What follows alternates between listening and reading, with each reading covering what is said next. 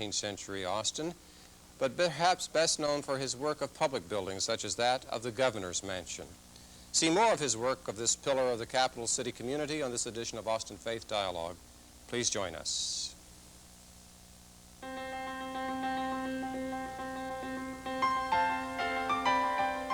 This is Austin Faith Dialogue, a public affairs program discussing the important crossroad of religion in life, produced by Austin Metropolitan Ministries in cooperation with KTBC TV. Austin Faith Dialogue highlights the interaction of the religious community with the social and cultural issues throughout our area. Now, today's edition of Austin Faith Dialogue. Hello, I'm Richard Thompson, pastor of Central Presbyterian Church, and your host for this edition of Austin Faith Dialogue. And today we're pleased to be highlighting the work of the one who is said to have built Austin in its first half century of life. That is Abner Cook, who came in the 1830s when Texas was a republic, and who continued his construction into the 1880s when he helped erect Old Main at the University of Texas. Joining us to help interpret the creative spirit of Abner Cook is Blake Alexander of the University of Texas School of Architecture. We welcome you, Blake, to this very special edition indeed on Architecture Week, and would like to have you just give us a little bit of a sense of who Abner Cook was and where he was coming from architecturally. Well, Abner Cook was a builder, and when he came on the scene, architects were quite rare. There were very few architects in the country, and buildings were built at that time by builder architects, or just builders.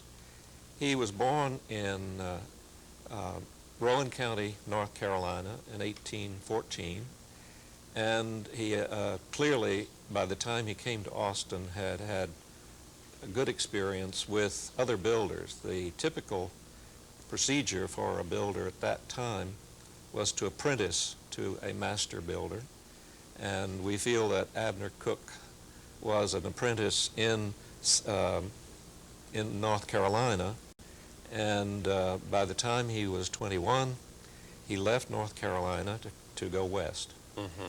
He first went to Macon, Georgia, and there he worked again under a builder and added to his experience. He stayed there 2 years and then went to Nashville, Tennessee. In both of those places he became familiar with the prevailing style, which was the Greek Revival. And he must have apprenticed to some very skilled and talented builders, because by the time he got to Austin in 1839, I believe it was, he was very skilled at in this style and in his building tradition. He brought with him also the builder's handbooks, which were the sources of all of the information that builders needed at the time, and the sources of details which they would use in interpreting the style and applying it to the buildings that he was working on. Okay. And I think one of the things that will be helpful to our viewers is just to see more of his work as visible around town. And let's go back to the Governor's Mansion, just perhaps as the best known of his work. Give us a little bit of a commentary on that, if you would. Well, the Governor's Mansion is certainly the best known of Abner Cook's work, and I think one of the finest. It represents the best of the Greek Revival style buildings that we have in Texas appropriately, and it reflects some of the experience that Abner Cook picked up on his way before he came to Texas. Okay. And where was that influence from? Well, as I said, he started under a master builder in North Carolina, then to Georgia, and briefly in Nashville. While in Nashville, he undoubtedly saw the building that we just looked at on the screen, which was the home of Andrew Jackson, the Hermitage. Mm-hmm. And I think that the Hermitage must have left a very strong impression on Abner Cook. Now, this particular column is one of the standard or classical styles? When Abner Cook, after the Civil War and Austin again became a very viable capital of the state of Texas, they determined to build the governor's mansion, and Abner Cook took his builder's handbooks and his skill and experience that he had gained and designed the governor's mansion that we know today. In this particular The slide that you see here is of the Ionic order, which was the Greek column, and it is one of the finest details that you find in the Greek architectural style. Okay. The interior of the governor's mansion, which was restored a few years ago, still retains some of the original woodwork that was done by Abner Cook and his builders. The details such as the doors, windows, the staircases, things of that sort, and there is one original mantel in the governor's mansion. Okay. Other buildings of the period that Abner Cook did, and he did a number of very fine houses. This is the Neil Cochran House in Austin. And in this case, he used another Greek order. That's the Doric order, which also would be well represented in the builder's handbooks. These plates are typical of the illustrations that were to be found in these handbooks that all of the builders brought with them. And a series of columns that Abner Cook built.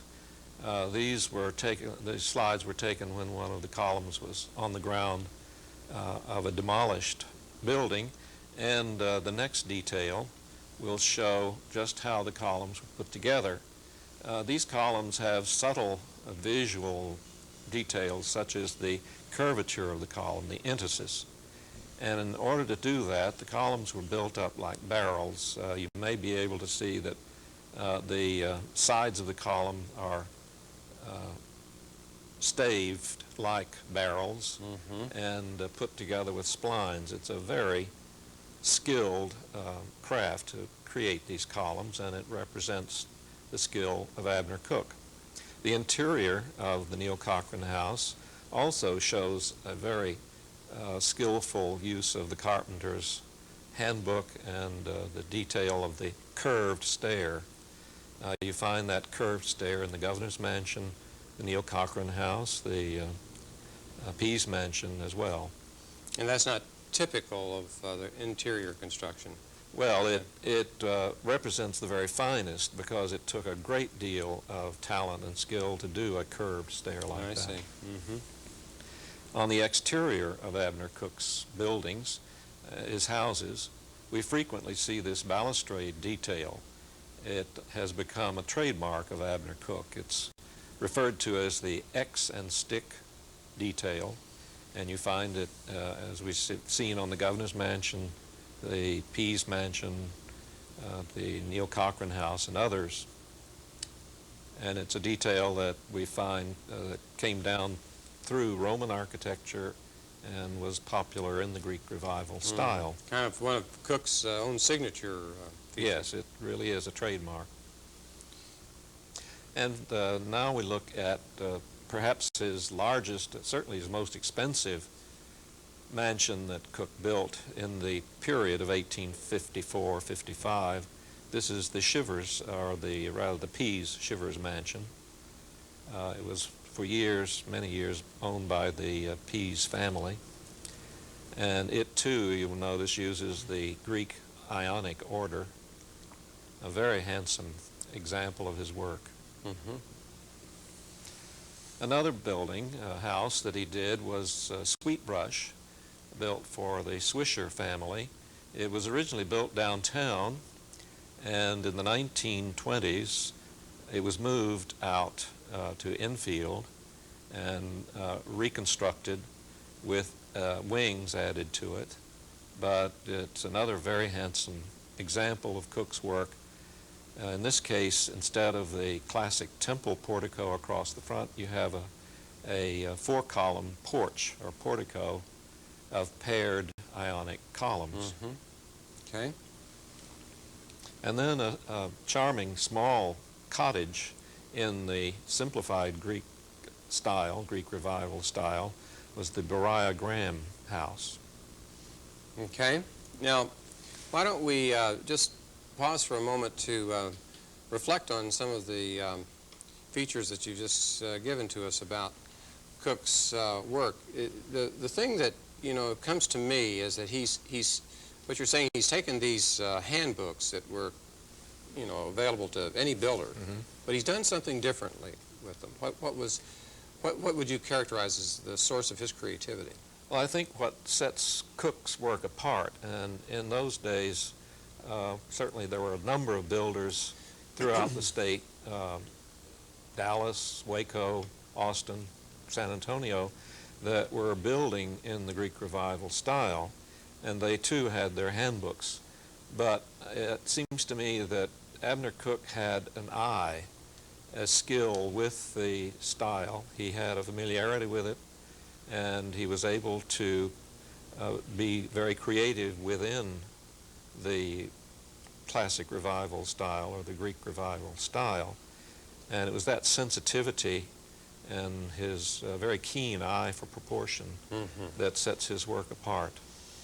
One of the things that I've had occasion to learn is that Abner Cook was a devout Presbyterian, and that he was one of the persons that was at Bullock's Tavern in 1839 when the legislature of the new republic, the Congress, was about to meet, and the first communion service was held in that premises, and he continued to be active even before he built anything, like passing out Sunday school leaflets to new arrivals in the city and this kind of thing. So he had a spirit that was, I think, aware of where he stood in the larger creation of things. And as he began to apply this, as you're saying, with a sense of proportion and a gracefulness that you've commented on in terms of even the interior of these homes that we looked at. And these were all residences. That's one thing that what we've seen so far has in common. What were some of his relationships? Who was, for instance, Pease, and why would he have built such an elaborate mansion for him? Well, Pease was, of course, the governor at the time, and there were a number of men that Abner Cook built homes for that were very prominent in the government at the time. And the fact that he was the architect or builder for the governor's mansion is perhaps not surprising, in that he was doing at that time houses for 2 or 3 of the commissioners for the governor's mansion. And then later, of course, Governor Pease, who had lived in the governor's mansion, bought the Pease mansion that we talked about. So he was very much part of the scene in Austin at the time, and respected for the kind of work he was doing. So he was well connected, wasn't he? Oh yes, of course he came just at the time that Austin was founded, and you might say he built the city as it grew up until the late 19th century. I think that in the next half of the program we're going to have opportunity to see some of his public buildings that are still remembered, even though they're not all standing. Right. And I think that we can just take note of the fact that that very last one that we saw, where it was a rather humble cottage, meant that he wasn't simply serving the needs of the well-known folks at that time. Oh, that's right. He had a democratic spirit as well as an aristocratic one. Okay, we're going to pause just for a moment to take a break here on Austin Faith Dialogue, but we're delighted to have you folks with us today, and hope you'll stay with us as we continue our look at the life and work of Abner Cook.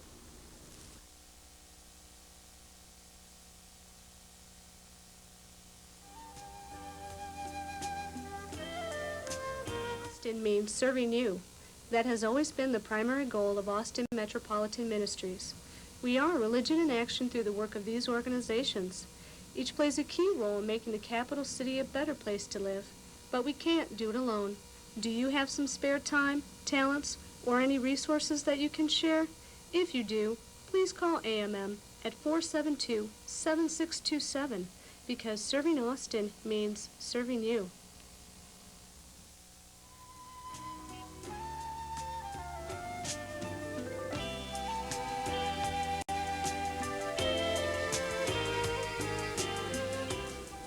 We're back on Austin Faith Dialogue, and today our focus is on the life and work of Abner Cook, prominent architect in 19th century Austin. And helping us in our appreciation of this in this Architecture Week is Blake Alexander from the University of Texas School of Architecture.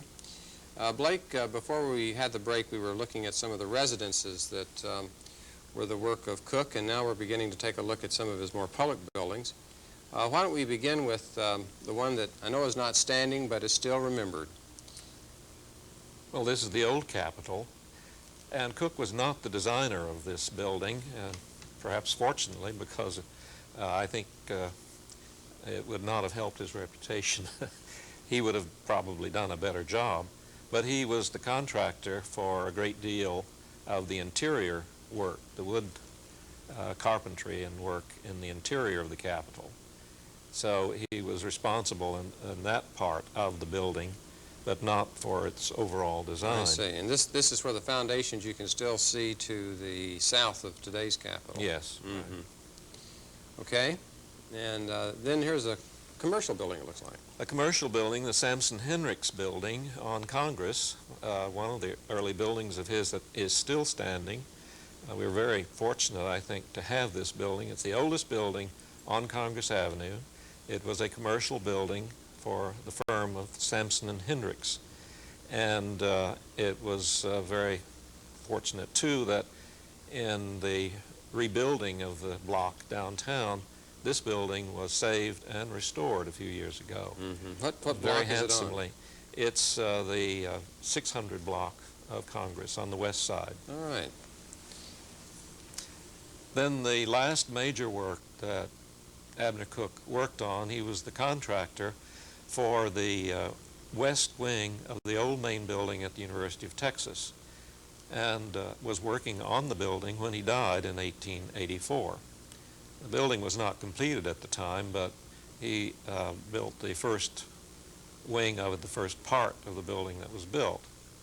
Again, he didn't design it. By this time, he had become more of a contractor rather than a designer builder.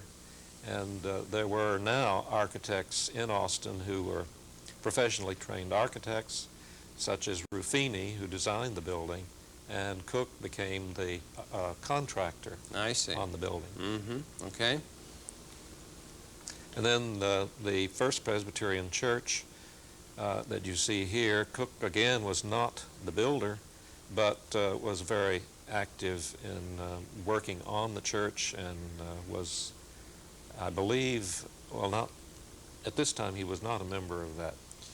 Well, he was originally a member of this when there was one Presbyterian church in town, and this, as I understand, First Presbyterian is now out on Mesa, but this was originally a Seventh in Lavaca.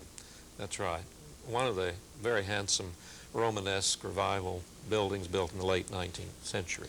Now that's that Romanesque style is to be contrasted, I think, with this one, for instance, at St. David's. St. David's is a Gothic revival style. I believe the oldest church in Austin, one that's been added to, it's been extended several times, but still retains some of the character of the early Gothic revival of its first building. Okay. Then another early edifice we see here. In St. Mary's Cathedral, another very important church in Austin, designed by Nicholas Clayton, a Galveston architect who was extremely prominent at the time in Texas architecture. And this style is, how would you identify that? It's Gothic revival. Okay, I think what we have then is a bit of a contrast between the style that was coming into vogue like after the Civil War. Yes. I understand St. Mary's was built in that era. Yes, and that's right. before that, Cook was working in primarily the Greek Revival. Yes.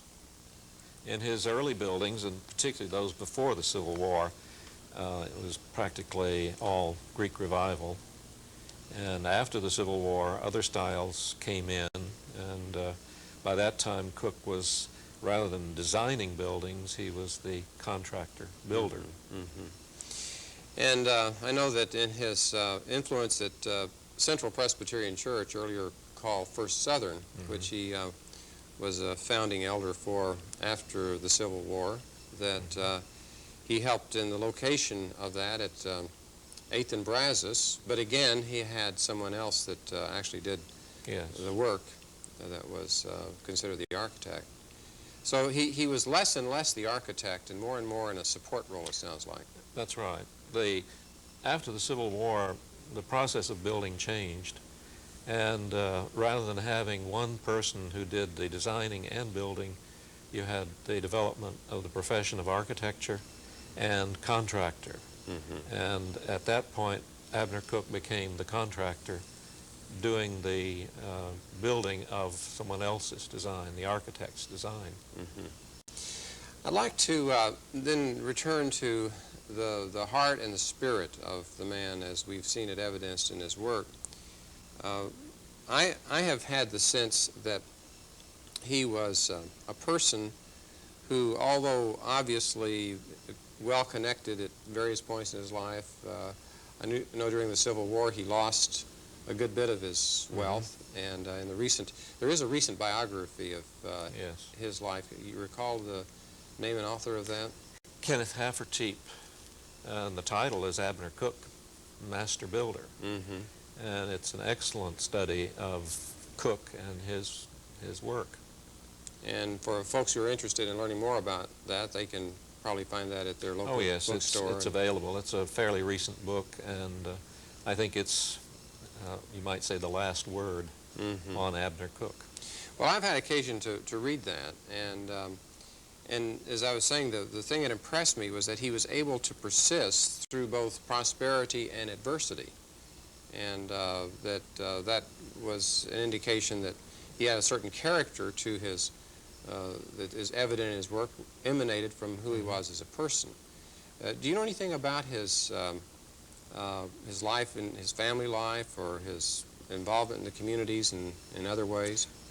Well, in reading Hafferteep's book, I think he gives a very good background. He came, as we said, from rural North Carolina, and by the time he was 21, he had achieved a great deal of training in the building arts. And when he came to Austin, he brought those with him, along with his devotion to his Presbyterian church, which is another thing that he brought with him from North Carolina. Right. And I think that when you read about his life, he was an entrepreneur. He bought property in Austin. He had a lumber mill in Bastrop. He had a brick manufacturer here in Austin. He was quite an entrepreneur. He was also very generous, apparently, too generous for his own good in some of his financial dealings, so that he frequently came out the loser. But I think it reflected his character, his generosity, and his trust, you might say. Right. Willingness to take a chance. Yes. Right.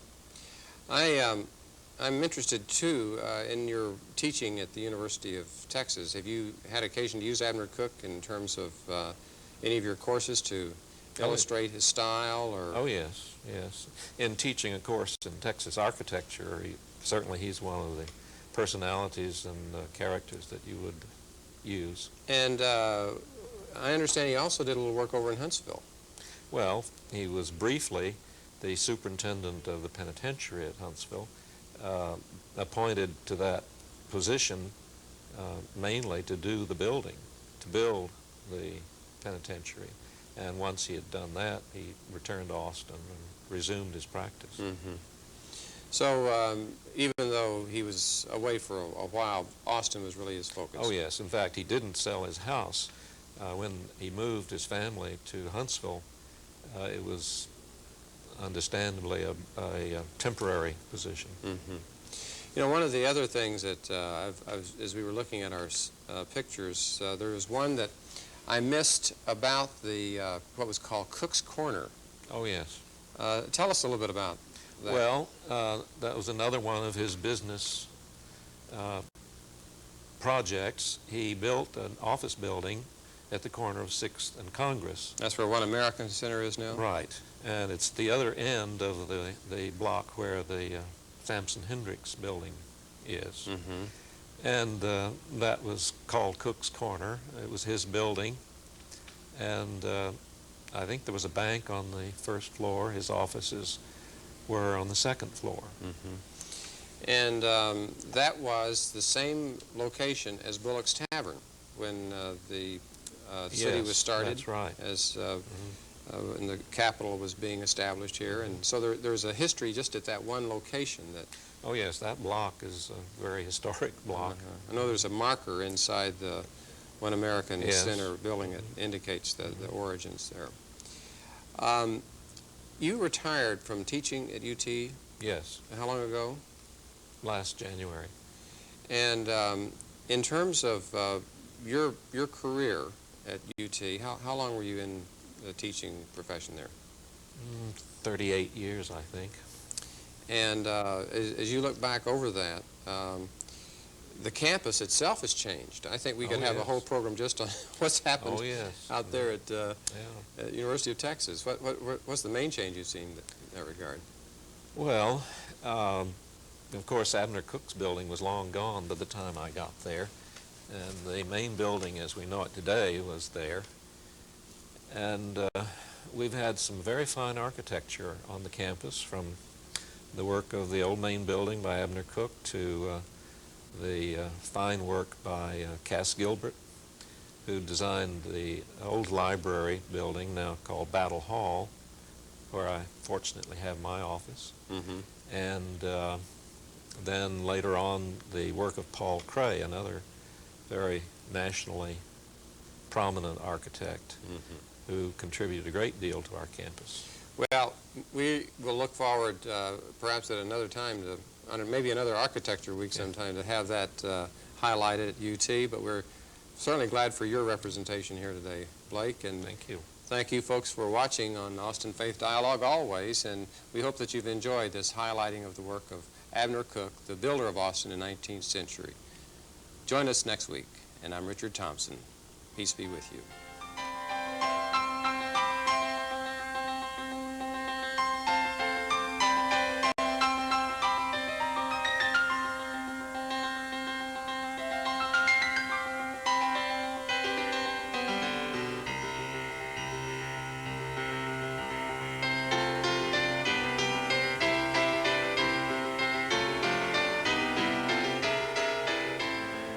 For more information, call Austin Metropolitan Ministries at 472-7622.